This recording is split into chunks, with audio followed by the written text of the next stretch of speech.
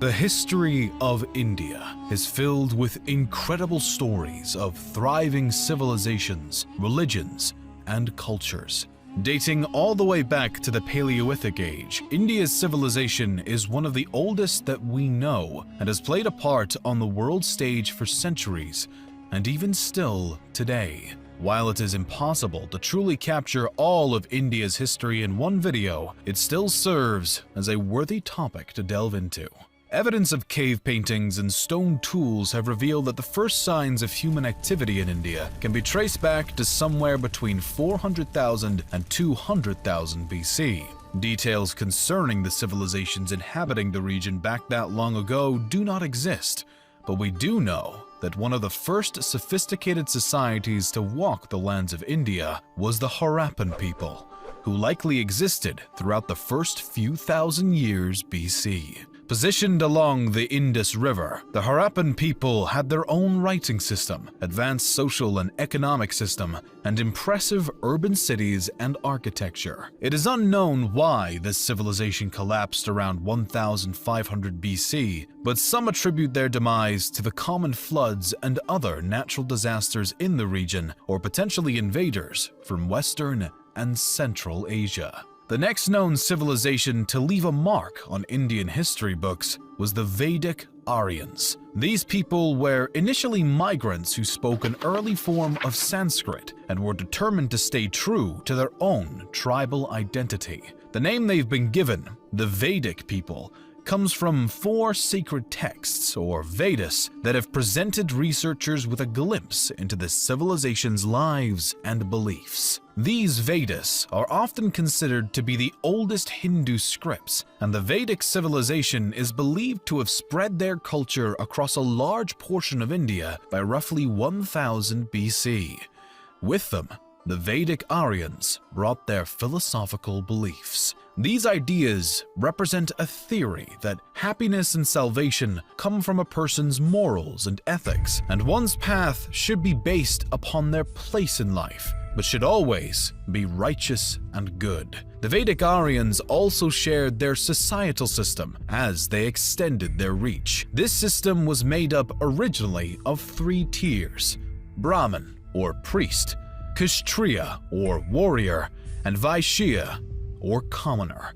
The Aryans continued to spread their tribal settlements across India throughout the following centuries as their own civilization grew and flourished in both culture and trade. A series of 16 individual settlements or states spanned across northern India, including the Gandhara, Kosala, Kuru, and the Magadha. The latter particularly flourished under the rule of Chandragupta Maurya during the 4th century BC as it began to expand, and its leader grew his own authority and worked to form the Mauryan Empire, which is believed to be the first Indian imperial power. The Mauryan Empire established its capital in Pataliputra, near modern-day Patna, and constructed extraordinary temples, libraries, palaces, and even a university. The empire's trade success was impressive, and it maintained a remarkable governmental system and strong army. By the time of the 3rd emperor, the grandson of Chandragupta, a stance of non-violence was taken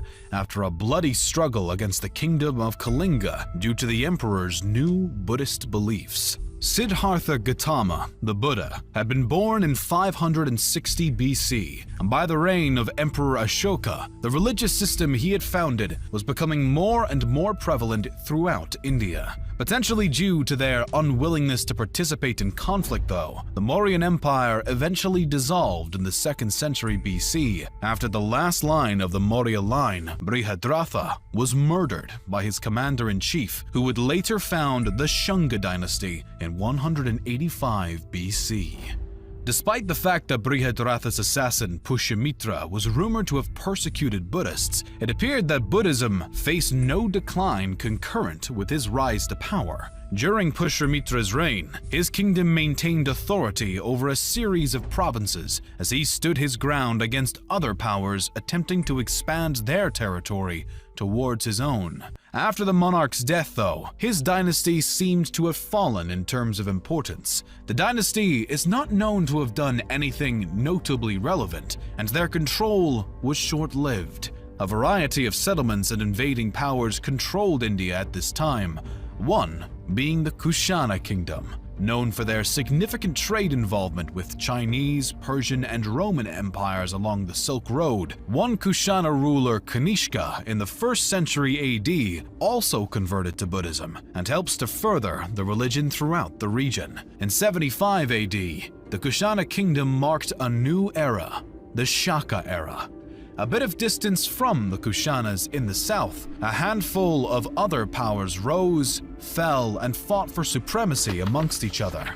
The kingdoms of Satavahana, Chera, Chola, and Pandya were some of the major authorities in the south during this time and through the Classical Age. The Gupta Empire became the face of northern India during the Classical Age, and the majority of the region was united under their authority during what is often described as northern India's Golden Age. The reign of the Gupta Empire is regarded as a time of law and order, as well as cultural flourishing. The rulers of the empire were no strangers to military expedition, but aimed to expand their territory through peaceful means, such as martial alliances, no less than through military action.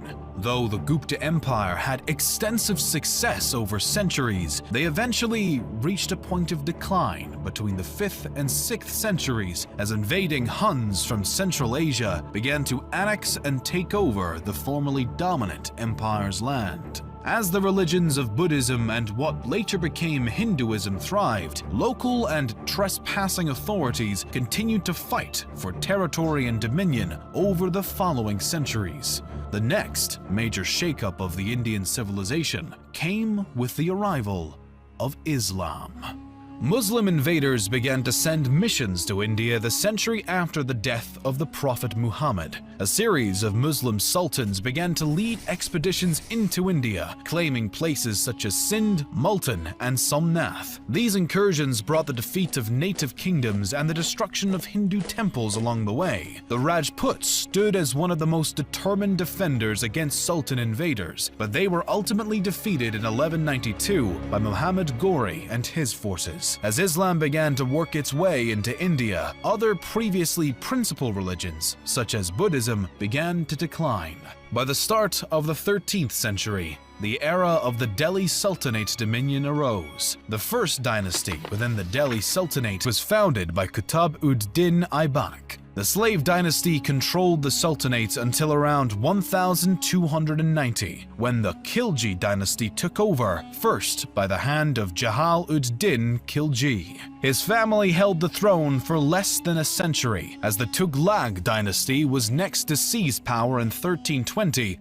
The Tughlaq dynasty technically retained power until 1412, but matters were complicated by the incursion led by Timur in 1398 into Delhi. As the Tughlaq dynasty weakened, the Sayyid dynasty replaced them starting in 1414. The Sayyids lasted for roughly 37 years, but the last ruler's reign was stained by rebellion and discord as the dynasty fell from grace. Yet another dynastic authority took the open throne, this time being the Lodi dynasty. The new dynasty lasted until the death of the then current ruler, Ibrahim Khan Lodi, who was killed in battle at Panipat by the army of Kabul's leader Babur in 1526. Ibrahim's death brought about the final end of the Delhi Sultanate as a whole. Now free of competition from the Lodi dynasty, Babur established the Mughal dynasty, which would end up becoming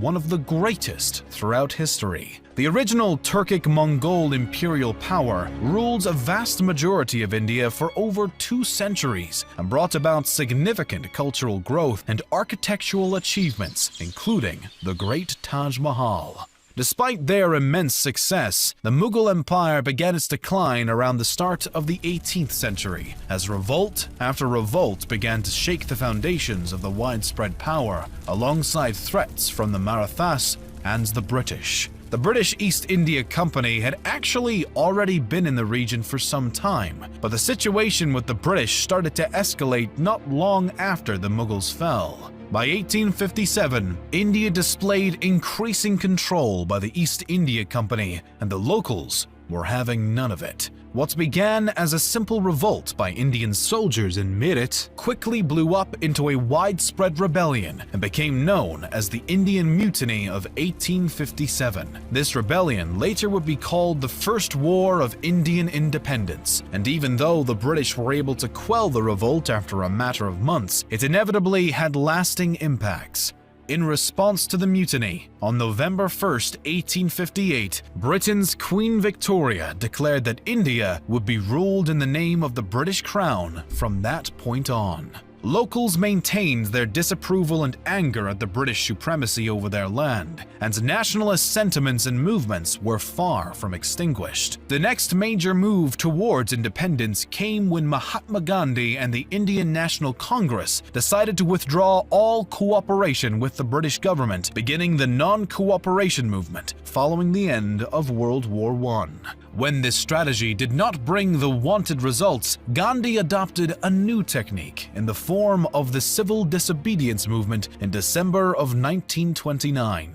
Essentially, the movement was made up of the declaration of an Indian Independence Day that would be celebrated on January 16th, and complete disobedience of any orders by the British government. Again, Gandhi's strategy failed, and this time he was even arrested, while many other rebels were murdered. Still, the British were eventually pushed into the Round Table conferences beginning in November of 1930, the second of which Gandhi attended. The conferences marked another failure, and civil disobedience reignited. Gandhi's next attempt, the Quit India movement, again made no drastic progress. World War II brought about new issues as India was forced into war by the British, but at the conflict's conclusion, a new Labour Party came into power in India and showed sympathy towards the fight for independence. Finally, as August 14th turned to 15th in 1947, India became an independent nation,